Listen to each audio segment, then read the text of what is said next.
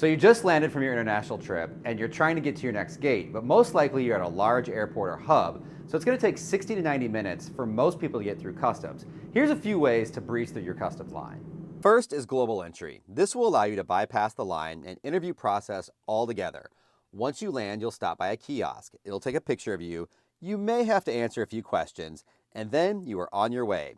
You don't have to stop and talk to a customs officer at all. Now, there is a slight chance you'll get stopped for a random screening, but that is rare. The price of global entry is $120, but that also includes TSA PreCheck, which will save you a ton of time when you fly domestically in the US. If you need more info on TSA PreCheck, I'll paste a link to a previous video that I did about a month ago. Now, to apply, just go to globalentry.gov if you're interested in global entry. There is an in-person interview that you have to do at a customs site that'll ask you about your travel habits and criminal background. That must happen before you get approved for global entry. And make sure you list everything, because my uncle, he got arrested for something really minor in his 20s.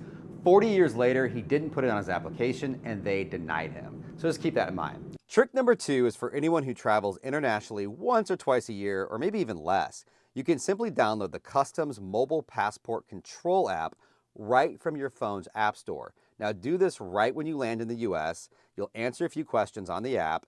Then when you get to the customs line inside, there's a separate line in the airport for mobile app people.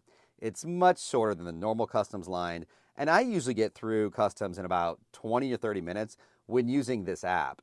You will save so much time. You might have to do a brief interview with a customs officer when you arrive, but that's usually only a minute or two, and then you're on your way.